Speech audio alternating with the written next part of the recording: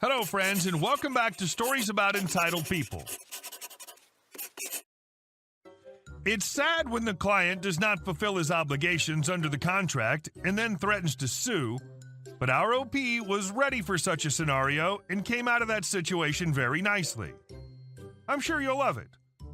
But before we begin, don't forget to subscribe to our channel if you're new here and turn on notifications so you don't miss a new video every single day. Here we go. Here's 33% of your website. I had a trophy wife client who had a frozen yogurt business paid for by her husband. They contacted me and asked me to design and build a new website for her business. I gave them a quote and they asked if they could pay in 3 installments. After we all agreed to the terms, I'd written approval and received my 33% deposit. I got cracking. We had regular check-ins and they were happy with the progress until one day they just went quiet.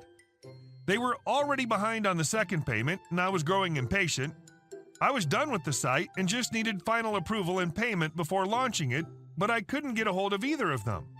I eventually got hold of the lady at her day job after weeks of being ghosted. She calmly told me that they found someone cheaper and that they won't be paying the remaining 66%, even though the project was complete and all their feedback was addressed. She told me that I could just give her 33% of the files and move on with my life. I made it clear that websites don't really work if you only upload 33% of the files, sarcastically, at which point she hung up the phone.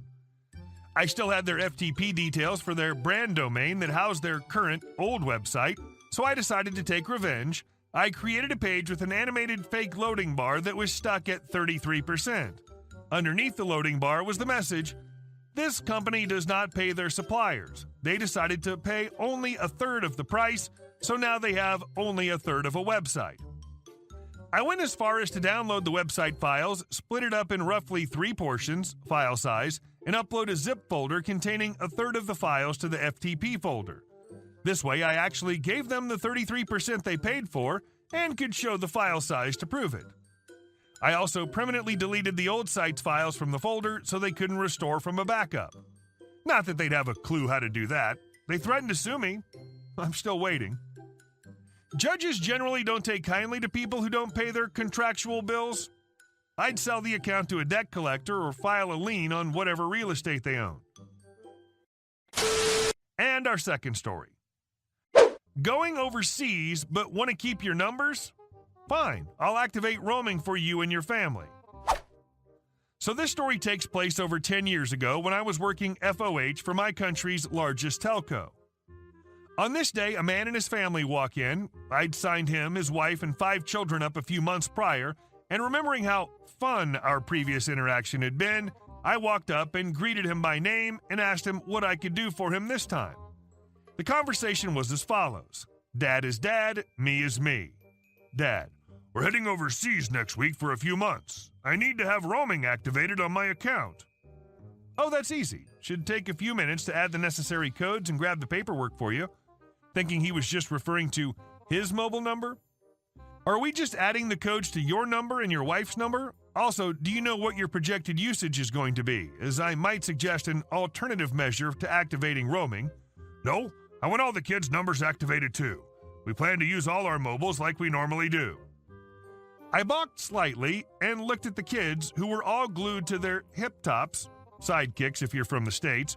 I should point out that the plan that Hip Tops provided allowed, at the time, unlimited text, email, Hip Top IM, internet browsing, etc., but only if they were being used on our network, period.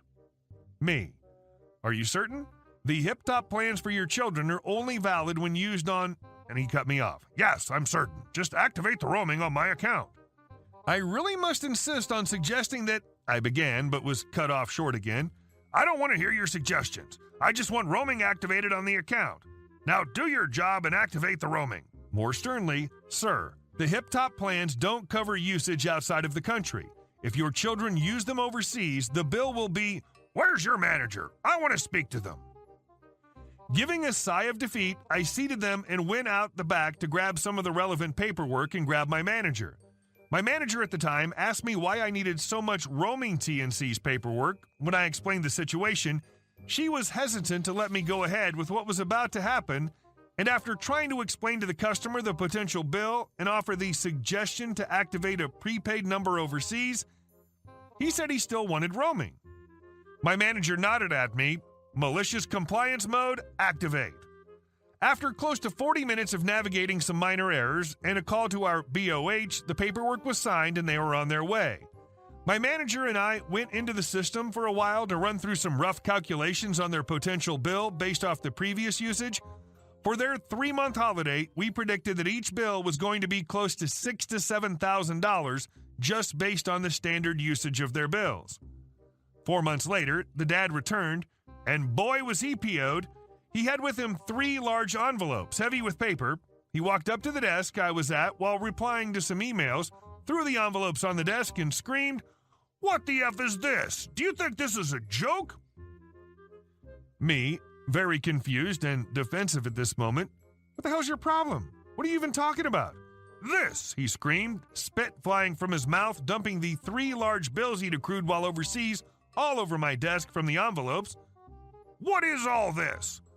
I picked up the bills, and even I was shocked. Each bill was roughly over $10,000 in total, clocking up past the $30,000 mark. "These look like bills, sir, and quite substantial ones." "I know they're bills. Why are they so effing expensive?" I flipped the pages over, already knowing what I was going to see, and turned them to him and pointed at the relevant page. "These are the charges for your roaming costs, sir. We tried to warn you this would happen." "No, you didn't." "Actually, we did. I pulled out the signed copies of the roaming paperwork that I had in a folder on my desk, knowing that he would be back because of this exact situation, and flipped to the relevant page that he had initialed and handed it to him smugly. As you can see, your initial is on the following page, stipulating the costs incurred from roaming, as well as your signature on the line accepting all relevant costs." While he was reading through it, his face only got redder, throwing the paperwork on the desk. "This is extortion," he whispered angrily. "No, sir, this is standard business practice.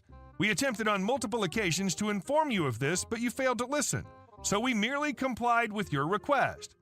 Is there anything else I can help you understand, sir?"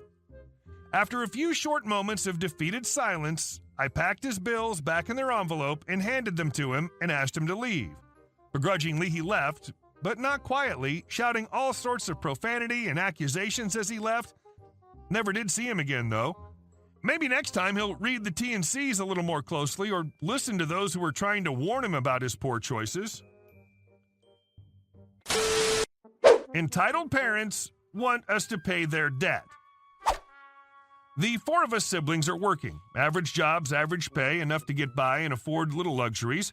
My father works, high pay. My mom had her business, high income, but due to the pandemic, business had to be put on hold for a bit.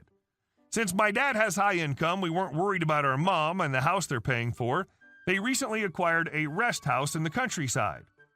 Until my dad bought a car on loan from his company that took almost all of his salary. So he borrowed money from a friend to pay that loan, and now we're going to pay that loan with interest. We also need to pay for the house that we'll never own, so we're paying those, and then we thought, okay, let's just help them get through it.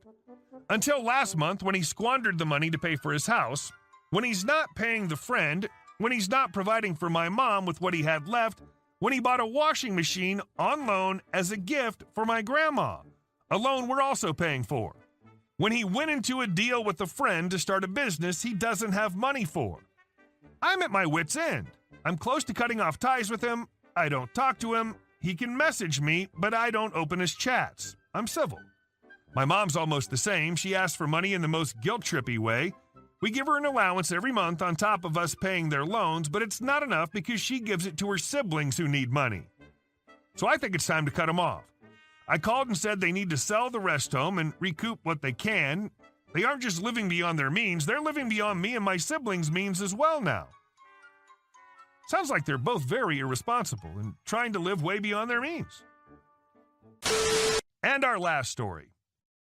I pay rent, so I own this house. Backstory. My parents used to own a house on a big land.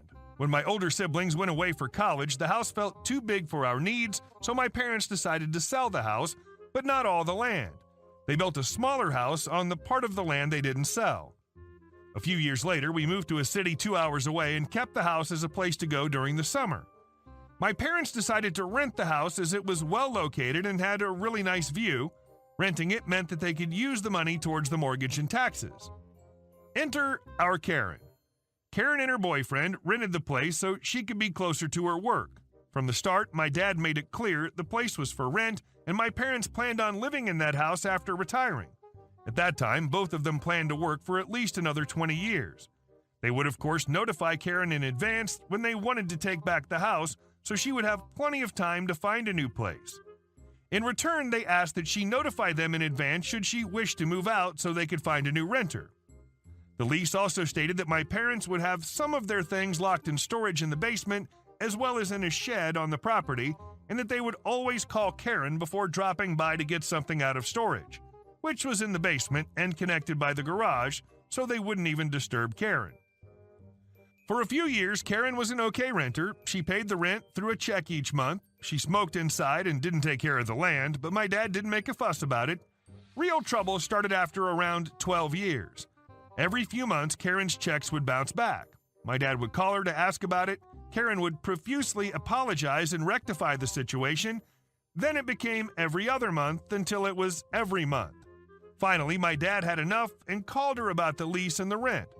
During the call, Karen argued that since she'd been paying rent for the past 12 years, the house was now hers. My dad was shocked since that came out of nowhere.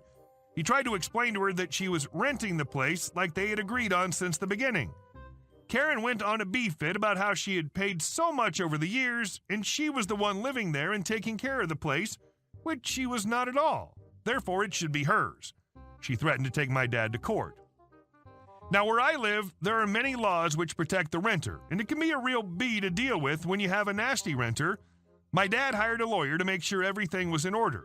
After a meeting with Karen, where a lawyer was present, she realized she didn't have much of a case since all paperwork concerning the house was at my dad's name, and the original lease clearly stated that it was a rental.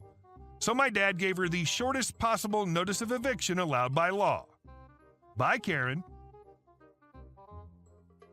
Hey guys, thank you all for watching the video. I'll see you in the next one.